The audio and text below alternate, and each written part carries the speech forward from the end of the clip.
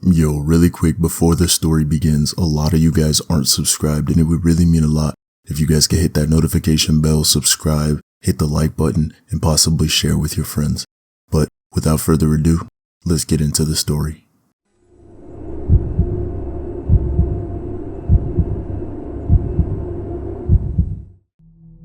I didn't even want to go to Walmart that night. It was late, just past 10:30 p.m., and I'd clearly already changed into my pajamas when I realized I was already out of dog food. Not treats, not something optional, but completely out. My dog had been staring at his empty bowl like it was a personal betrayal. I told myself it would be quick, in and out, grab the food, maybe one or two things I forgot earlier, and straight home. The Walmart near my house stayed open late, and I had been there plenty of times at night. It always felt empty, but safe enough. Bright lights, security cameras, people drifting through aisles half asleep. I grabbed my keys, threw on my hoodie, and left. The parking lot was a lot quieter than usual, not empty, but close. A handful of cars scattered near the entrance, their interiors glowing faintly. I parked under a light, locked my doors, and took a second before getting out. Mostly habit. I didn't feel unsafe, no, not yet. Inside, the store felt cavernous. The familiar Walmart hum filled the air. Fluorescent lights buzzing, distant beeping from registers, the echoes of carts rolling over tile. Maybe a dozen customers total, spread out so far they might as well be alone. I grabbed a cart and headed toward the pet aisle. That's when I noticed him. He wasn't close enough to feel threatening, just present. A man, maybe mid-40s, wearing a dark jacket and a baseball cap pulled low. He was standing near the end of an aisle. I passed, pretending to examine a shelf that was clearly empty. I didn't think much of it. You see weird behavior at Walmart all the time. I kept walking. Pet food aisle. Big bag, bottom shelf. I bent down, I wrestled it into my cart and stood up. He was there again. 2 aisles over this time. Same posture, same fake interest in nothing. When I looked directly at him, he turned his head just a little too late. He hadn't expected me to notice. That's when my stomach tightened. I pushed my cart forward, telling myself I was imagining patterns. People move around stores, that's normal. I turned into the next aisle, but slower this time. A few seconds passed, then footsteps. Not close, not rushing, just matching.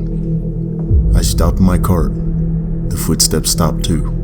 I stood there, staring at a wall of cleaning supplies, pretending to read labels while my heart started to thud harder. After a moment, I nudged the cart forward again. The footsteps resumed. I turned sharply into another aisle, this one shorter with an exit at both ends. I walked halfway down, then doubled back. He was there, standing at the opposite end now, blocking the exit, pretending to check his phone. That was the moment I knew. He wasn't browsing. He wasn't lost. He was tracking me. My palms went sweaty on the cart handle. My brain started flipping through options like a deck of cards being thrown into the air. Go to the front desk, ask an employee, leave the cart and walk. I chose movement. I pushed past him, keeping my eyes forward, my body tense. I expected him to say something, anything, but he didn't. I felt his gaze burn into my back as I walked away. I didn't go straight to checkout. Instead, I made a wide loop through the clothing section, weaving between racks, changing paces. I slowed, then sped up, then stopped abruptly. Every time, he adjusted. Sometimes he was 2 aisles back, sometimes just 1. Once, I caught my reflection in a mirror near the jewelry counter and saw him stop the moment I did, mirroring me.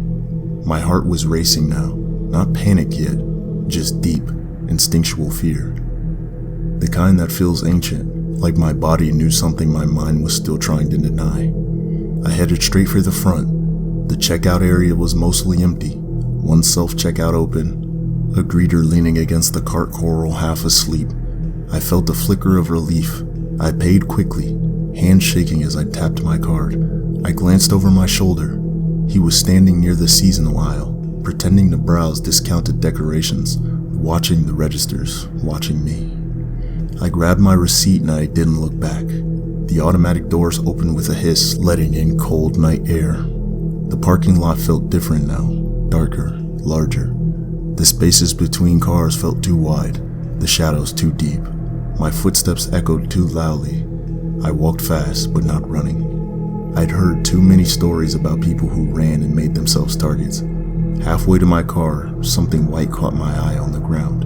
It was a napkin, folded neatly, placed right behind my driver's side tire. I stopped. Every alarm in my body screamed at once. I didn't touch it. I didn't step closer. I just stared. The napkin was damp in the center, slightly discolored, and I knew, somehow, that it wasn't trash. It was intentional. I'd heard stories. Chemicals soaked into fabric, something that makes you dizzy, something that knocks you out if you inhale too deeply. My breath came shallow and fast. That's when I heard footsteps behind me. Slow, deliberate. No attempt to hide. I turned my head just enough to see him standing at the edge of the light pole's glow. The man from inside the store, he wasn't pretending anymore. He smiled. Not wide, not exaggerated, just enough to show that he knew exactly what he was doing. "Hey," he said casually, "you dropped something." My heart slammed against my ribs. "That's not mine," I said, louder than I meant to. He took a step closer.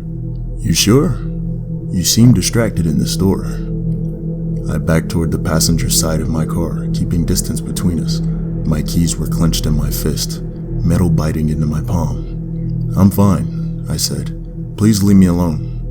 He tilted his head, studying me like a problem he hadn't expected to be difficult. "You don't want to make a scene," he said softly. That's when I ran, not toward my car, toward the store. I screamed as I ran. I didn't care who heard. I didn't care how I looked. I yanked the key so hard the panic button went off, my car horn blaring through the lot. Behind me, I heard him swear. I burst through the automatic doors, breathless, shaking, nearly colliding with the greeter. Words poured out of me in broken fragments. "Man, following me, parking lot, napkin." Security was called. Police followed.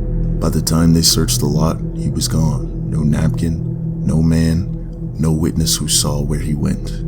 The officer walked me to my car and watched as I got inside. I drove home on pure adrenaline, checking my mirrors every few seconds, jumping at every set of headlights. I didn't sleep that night. A few days later, I went back to Walmart during the day. Different time, different crowd. I asked if they had reviewed the cameras. They had. The man appeared on footage. He followed me for over 20 minutes, never spoke, never touched, never broke a rule. But the cameras caught him placing items behind my tire before I exited the store. They never identified him. And now, every time I park, anywhere, I check my tires before I get in. Because I know one thing for sure. If I hadn't noticed that napkin, I wouldn't be here to tell the story.